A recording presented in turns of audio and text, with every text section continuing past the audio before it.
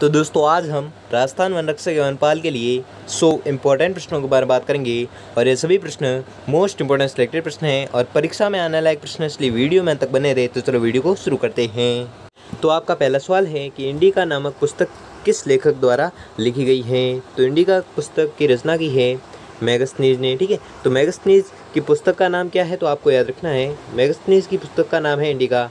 ये very most important question है, बहुत बार एग्जाम में पूछा गया, इसलिए मैं रिपीट कर रहा हूँ। ठीक है, तो इंडिका की पुस्तक की रचना किसने की, मैगस्थनीज ने। ठीक है, तो आपको याद रखना है। अगला सवाल है कि किस ग्रंथ से हमें पाटलिपुत्र के नगरीय प्रशासन का वर्णन मिलता है। तो वह वर्णन मिलता है इंडिका नामक पुस्तक से। ठीक है, इंडिका नामक पुस्तक से हमें पाटलिपुत्र के नगरीय प्रशासन का वर्णन मिलता है। किस पुस्तक से, तो आपको याद रखना है वह पुस्तक है इंडिका। अगला सवाल है कि चंद्रगुप्त मौर्य वृद्धावस्था में जैन साधु भद्रबाहु के साथ तपस्या करने किस स्थान पर चला गया। तो वह चले गए थे श्रवण बेलगोला। ठीक है, श्रवण बेलगोला चले गए थे। कौन चले गए थे, तो चंद्रगुप्त मौर्य। और कब चले गए थे, वृद्धावस्था में। ठीक है, चंद्रगुप्त मौर्य वृद्धावस्था में जैन साधु भद्रबाहु के साथ तपस्या करने के लिए श्रवण बेलगोला पर चले गए थे। ठीक है, श्रवण बेलगोला में चले गए थे कौन, चंद्रगुप्त मौर्य। ठीक है, तो आपको याद रखना है। अगला सवाल है कि अशोक के अभिलेखों में कौन सी लिपियां प्रयुक्त हुई हैं। तो वह लिपि है उपयुक्त सभी। ठीक है, ब्राह्मणी, खरोष्टी और अरामाइक और ग्रीक, ये चारों लिपियां हैं जो अशोक के अभिलेखों में प्रयुक्त की गई थी। ठीक है, ये चारों लिपियां हैं जो अशोक के अभिलेख में है जो प्रयुक्त की गई थी, इसलिए आपका सही जवाब होगा ऑप्शन नंबर 4। अगला सवाल है कि किस मौर्य शासक की उसके सेनापति द्वारा हत्या कर दी गई थी। तो वह शासक था वृद्धरथ। ठीक है, वृद्धरथ वह शासक था जिसकी हत्या उसके सेनापति द्वारा कर दी गई थी और वृद्धरथ मौर्य शासक था। ठीक है, वृद्धरथ वह मौर्य शासक था जिसकी जो हत्या है वह उसके सेनापति द्वारा ही कर दी गई थी। किसकी, वृद्धरथ की। अगला सवाल है कि अशोक के समय में पाटलिपुत्र में कौन सी बौद्ध संगीति का आयोजन किया गया था। तो वह बौद्ध संगीति थी तीसरी। ठीक है, तीसरी बौद्ध संगीति का आयोजन कब किया गया था। तो यह किया गया था अशोक के समय में किया गया था। और कहाँ पर किया गया था, तो आपको याद रखना है यह किया गया था पाटलिपुत्र में। और कौन सी बौद्ध संगीति का आयोजन किया गया था, तो आपको याद रखना है वह बौद्ध संगीति है तृतीय बौद्ध संगीति या तीसरी बौद्ध संगीति। ठीक है, तो आपको याद रखना है। अगला सवाल है कि मौर्य काल में प्रचलित विनिमय का माध्यम कौन सा सिक्का था। तो वह था पर्ण। ठीक है, पर्ण है जो मौर्य काल में प्रचलित विनिमय का माध्यम था। क्या था माध्यम, पर्ण। ठीक है, पर्ण है जो मौर्य काल में प्रचलित विनिमय का माध्यम था। कौन सा सिक्का था, पर्ण सिक्का। अगला सवाल है कि चंद्रगुप्त मौर्य के शासनकाल में कृषि विभाग के अध्यक्ष को क्या कहा जाता था। तो वह कहते थे सीताध्यक्ष। ठीक है, तो सीताध्यक्ष किसे कहते हैं, तो सीताध्यक्ष कहते हैं चंद्रगुप्त मौर्य के शासनकाल में कृषि विभाग के अध्यक्ष को। ठीक है, चंद्रगुप्त मौर्य के शासनकाल में कृषि विभाग के अध्यक्ष को क्या कहते हैं, तो आपको याद रखना है उसे कहते हैं सीताध्यक्ष। ठीक है, तो आपको याद रखना है। अगला सवाल है कि सुमेलित कीजिए। तो सुमेलित करना है, तो इसमें आपको सही जवाब होगा ऑप्शन नंबर 2। ठीक है, ऑप्शन नंबर 2 में आप देख सकते हो कि जो सांची का लघु स्तंभलेख है वह है कहाँ पर, रायसेन में। ठीक है, तो वह रायसेन में है। और सारनाथ लघु स्तंभलेख है वह है वाराणसी में।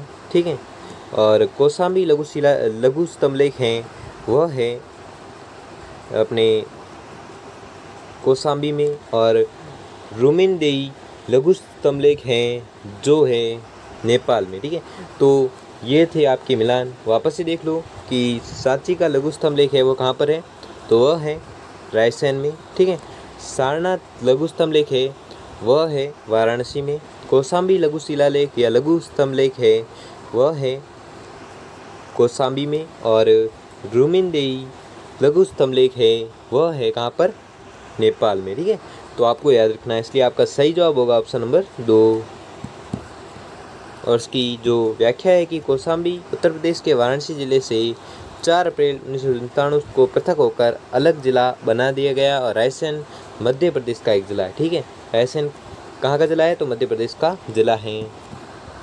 अगला सवाल है कि अशोक के किस शिलालेख में कलिंग नरसंहार का वर्णन है। तो वह शिलालेख है 13वां। ठीक है, अशोक के 13वें शिलालेख में नरसंहार का वर्णन है। किस युद्ध के नरसंहार का? तो कलिंग युद्ध के नरसंहार का वर्णन है। किस युद्ध में? तो अशोक के 13वें शिलालेख में इसका वर्णन है। ठीक है, तो आपको याद रखना है।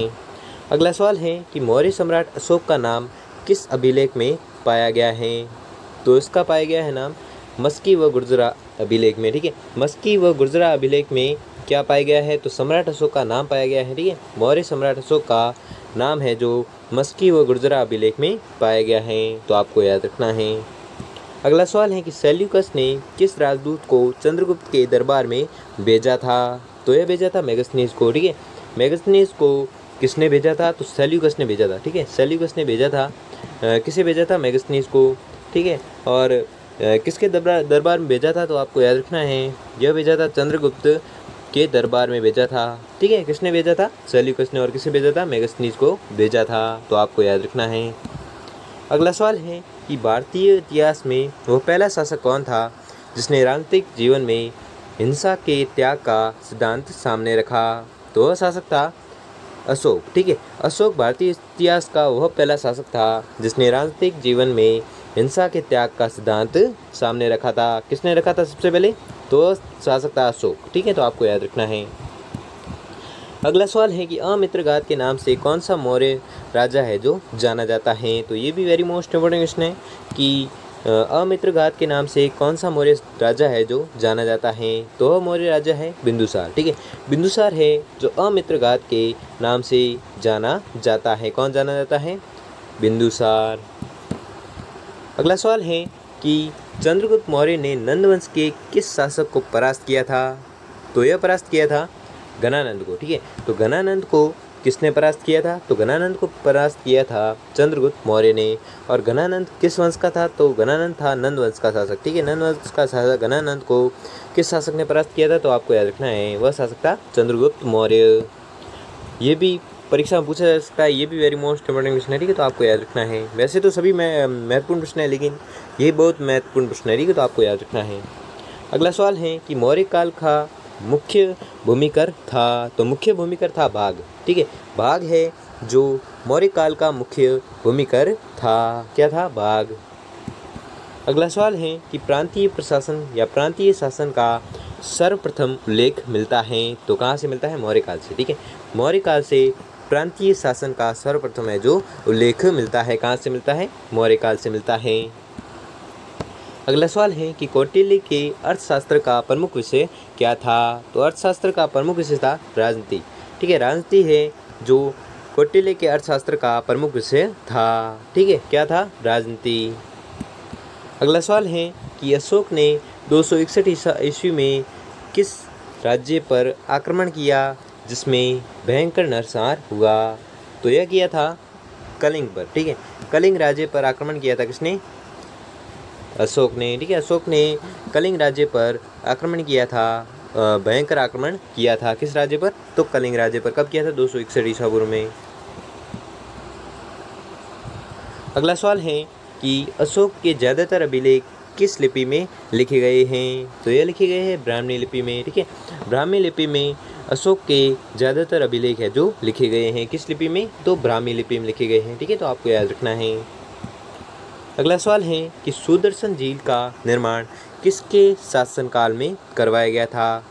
तो यह करवाया गया था चंद्रगुप्त मौर्य के शासनकाल में। ठीक है, चंद्रगुप्त मौर्य के शासनकाल में सुदर्शन झील का है जो निर्माण करवाया गया था। ठीक है, सुदर्शन झील का निर्माण किसके शासनकाल में करवाया गया था? तो आपको याद रखना है, यह करवाया गया था चंद्रगुप्त मौर्य के शासनकाल में। ये भी मोस्ट इंपॉर्टेंट क्वेश्चन है। ठीक है, तो आपको याद रखना है।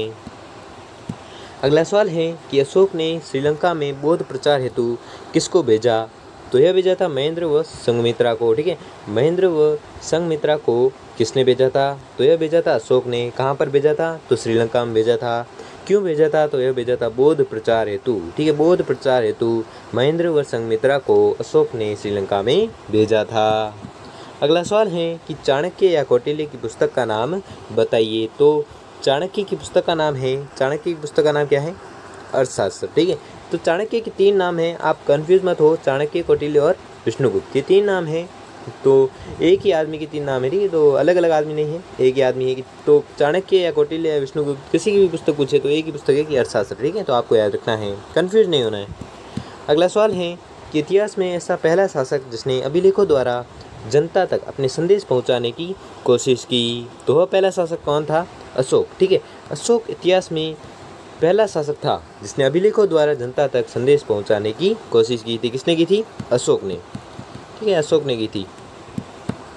अगला सवाल है कि सम्राट अशोक के ज़्यादातर अभिलेख किस भाषा में मिले हैं? तो यह मिले हैं प्राकृत भाषा में। ठीक है, तो प्राकृत भाषा में सम्राट अशोक के ज़्यादातर अभिलेख जो मिले हैं किस भाषा में मिले हैं? तो आपको याद रखना है यह मिले हैं प्राकृत भाषा में। अगला सवाल है कि सम्राट अशोक के समय कलिंग था। तो कलिंग था क्या? तटवर्ती उड़ीसा। ठीक है, तटवर्ती उड़ीसा है जो सम्राट अशोक के समय कलिंग था। ठीक है, अगला सवाल है कि सर्वप्रथम सम्राट अशोक के अभिलेखों को पढ़ने में किस विद्वान ने व कब सफलता हासिल की थी? तो यह की थी जेम्स प्रिसैम्प ने। ठीक है, जेम्स प्रिसैम्प ने हासिल की थी अशोक के अभिलेखों को पढ़ने में सफलता। ठीक है, और ये कब की थी? तो 1837 ईस्वी में। ठीक है, 1837 ईस्वी में जेम्स प्रिसैम्प्स ने अशोक के अभिलेखों को पढ़ने में सफलता हासिल की थी। कब की थी? 1837 ईस्वी में। और किसने की थी? तो आपको याद रखना है यह की थी जेम्स प्रिसैम्प ने। अगला सवाल है कि ग्रीक शासक सेल्यूकस को किसने हराया था? तो यह हराया था चंद्रगुप्त मौर्य ने। ठीक है, ग्रीक शासक सेल्यूकस को किसने हराया था? तो यह हराया था चंद्रगुप्त मौर्य ने हराया था। किसको हराया था? तो सेल्यूकस को हराया था। जो शासक था कौन सा? ग्रीक शासक था। ठीक है, तो ग्रीक शासक सेल्यूकस को किसने हराया था? तो आपको याद रखना है यह हराया था चंद्रगुप्त मौर्य ने। अगला सवाल है कि मौर्य वंश के संस्थापक चंद्रगुप्त मौर्य के राजनीतिक गुरु और प्रधानमंत्री का नाम था। तो क्या नाम था? विष्णुगुप्त। ठीक है, तो विष्णुगुप्त है जो मौर्य वंश के संस्थापक चंद्रगुप्त मौर्य के राजनीतिक गुरु और प्रधानमंत्री का नाम था। क्या था? विष्णुगुप्त।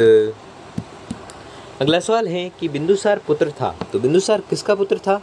तो बिंदुसार पुत्र था चंद्रगुप्त मौर्य का। ठीक है, चंद्रगुप्त मौर्य के पुत्र का नाम क्या था? तो आपको याद रखना है चंद्रगुप्त मौर्य के पुत्र का नाम था बिंदुसार। ठीक है, तो आपको याद रखना है। अगला सवाल है कि सारनाथ स्तंभ जिसे अशोक स्तंभ भी कहते हैं जिसमें किन पशुओं की आकृतियों का चित्रण है? तो ये आकृतियाँ हैं कि हाथी, अश्व, बैल व गाय, सिंह व खरगोश, बैल व सिंह। तो इसमें कौन सा जो चित्र थे जो सारनाथ स्तंभ में या अशोक स्तंभ में जो उत्कीर्ण थे इन पशुओं के? तो इनमें से कौन से पशु थे? तो बैल व सिंह। ठीक है, तो बैल व सिंह वह पशु थे जो अशोक स्तंभ या सारनाथ स्तंभ में उत्कीर्ण आकृतियाँ थी इनकी। ठीक है, बैल व सिंह की आकृतियाँ उत्कीर्ण थी किस स्तंभ में? तो अशोक स्तंभ या सारनाथ स्तंभ में थी। अगला सवाल है कि इसे जूम आउट कर देते हैं पहले। ठीक है, तो अगला सवाल है कि सम्राट अशोक के 14वें शिलालेख 8 भिन्न भिन्न स्थानों से प्राप्त हुए। निम्नलिखित स्थानों को उनके क्षेत्रों से सम्मिलित करें। तो स्थानों को उनके क्षेत्रों से सम्मिलित करना है तो आपका सही जवाब होगा ऑप्शन नंबर 1। ठीक है, ऑप्शन नंबर 1 आपका सही जवाब हो जाएगा।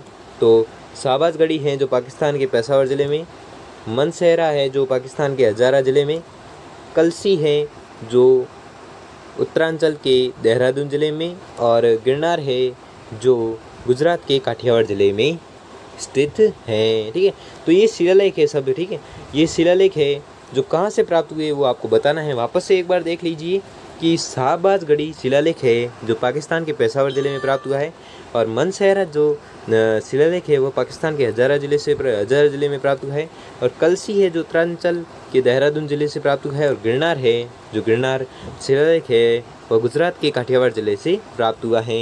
तो आपको याद रखना है। अगला सवाल है कि सारनाथ स्तंभ के चक्र में कितनी तीलियाँ हैं? तो उनके स्तंभ में तीलियाँ हैं 24। ठीक है, तो 24 तीलियाँ कहाँ पर है? तो सारनाथ स्तंभ के चक्र में। ठीक है, तो सारनाथ स्तंभ के चक्र में कितनी तीलियाँ हैं? तो आपको याद रखना है उसके स्तंभ में तीलियाँ है 24। अगला सवाल है कि सुमिलित कीजिए। तो पुस्तक और रचयिता का नाम है तो सुमिलित करना है, तो आपका सही जवाब हो जाएगा ऑप्शन नंबर 2, जिसमें अर्थशास्त्र की रचना की है कौटिल्य ने, इंडिका की रचना की है किसने? मेगस्थनीज ने, मुद्रा राक्षस की रचना की है विशाखादत्त ने, और परिशिष्ट पर्वन की रचना की है हेमचंद्र ने। ठीक है, हेमचंद्र ने परिशिष्ट पर्वन की रचना की है। तो आपस से देख लो पुस्तकों के नाम और रचयिता का नाम वापस से देख लो, ठीक है। तो अर्थशास्त्र की रचना किसने की है, जल्दी बोलो। अर्थशास्त्र की रचना की है कौटिल्य ने। इंडिका की रचना किसने की है, तो इंडिका पुस्तक की रचना की है किसने, मैगस्थनीज ने। मुद्रा राक्षस की रचना किसने की है, तो मुद्रा राक्षस की रचना की है विशाखादत्त ने। और परिशिष्ट पर्वन की रचना किसने की है, तो परिशिष्ट पर्वन की रचना की है हेमचंद्र ने, ठीक है। तो आपको याद रखना है, इसलिए आपका सही जवाब होगा ऑप्शन नंबर 2। अगला सवाल है कि दिव्यावदान के अनुसार अशोक को बौद्ध धर्म में किसने दीक्षित किया था, तो यह किया था उपगुप्त ने, ठीक है। तो उपगुप्त ने बौद्ध धर्म में दीक्षित किया था, किसको दीक्षित किया था, तो उपगुप्त को, ठीक है। अशोक को बौद्ध धर्म में उपगुप्त ने दीक्षित किया था, किसके अनुसार, तो दिव्यवादन के अनुसार। क्या प्रश्न है कि दिव्यवादन के अनुसार अशोक को बौद्ध धर्म में किसने दीक्षित किया, तो यह किया था उपगुप्त ने दीक्षित किया था, किसको, अशोक को। अगला सवाल है कि किस अभिलेख में अशोक स्पष्टतः बुद्ध धम्म और संघ का अभिवादन करता है, तो यह करता है भाब्रू शिलालेख में, ठीक है। भाब्रू शिलालेख में अशोक स्पष्टतः बुद्ध धम्म और संघ का अभिवादन करता है, किस शिलालेख में, तो आपको याद रखना है वह शिलालेख है भाब्रू शिलालेख, ठीक है। तो भाब्रू शिलालेख में स्पष्टतः बुद्ध धम्म और संघ का अभिवादन करता है, कौन करता है, अशोक। अगला सवाल है कि निम्न में से किस अभिलेख में चंद्रगुप्त मौर्य एवं अशोक दोनों के नामों का उल्लेख है, तो वह अभिलेख है रुद्रदामन का जूनागढ़ अभिलेख, ठीक है। रुद्रदामन का जूनागढ़ अभिलेख है जिसमें चंद्रगुप्त मौर्य एवं अशोक दोनों के नामों का उल्लेख मिलता है, किस अभिलेख में मिलता है, तो आपको याद रखना है वह अभिलेख है रुद्रदामन का जूनागढ़ अभिलेख, ठीक है। रुद्रदामन का जूनागढ़ अभिलेख वह अभिलेख है जिसमें चंद्रगुप्त मौर्य एवं अशोक दोनों के नामों का उल्लेख मिलता है। अगला सवाल है कि चंद्रगुप्त मौर्य के समय सौराष्ट्र का राज्यपाल कौन था, तो राज्यपाल था वैश्य पुष्यगुप्त, ठीक है। वैश्य पुष्यगुप्त है जो चंद्रगुप्त मौर्य के समय सौराष्ट्र का राज्यपाल था, कौन, वैश्य पुष्यगुप्त। अगला सवाल है कि यूनानी और अरमी भाषा में खुदा अशोक का एक द्विभाषी उत्कीर्ण लेख मिलता है, तो कहाँ से मिलता है, तो यह मिलता है कंधार में, ठीक है। कंधार में यूनानी और अरमी या अरामाइक, ठीक है, अरमी या अरामाइक भाषा में खुदा अशोक का एक द्विभाषी उत्कीर्ण लेख मिलता है, तो किसमें, कहाँ पर मिलता है, तो यह मिलता है कंधार में, ठीक है। तो आपको याद रखना है। अगला सवाल है कि रुमिनदेई स्तंभ किसके शासनकाल का है, तो यह है अशोक के शासनकाल का, ठीक है। कौन सा स्तंभ, तो आपको याद रखना है वह स्तंभ है रुमिनदेई, ठीक है। रुमिनदेई स्तंभ जो अपने स्तंभ है वह अशोक के शासनकाल का, ठीक है। किसके शासनकाल का है, तो आपको याद रखना है वह है अशोक के शासनकाल का। अगला सवाल है कि मौर्य साम्राज्य को अनंतः नष्ट किया, तो यह नष्ट किया था पुष्यमित्र शुंग ने, ठीक है। मौर्य साम्राज्य को जो नष्ट किया था वह किया था पुष्यमित्र शुंग ने, ठीक है। तो आपको याद रखना है। अगला सवाल है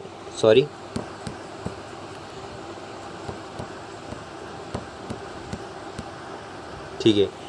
अगला सवाल है कि निम्नलिखित में से मौर्य कला का सबसे अच्छा नमूना कौन सा है, तो वह नमूना है स्तंभ, ठीक है। स्तंभ है जो मौर्य कला का सबसे अच्छा नमूना है, कौन सा है, स्तंभ।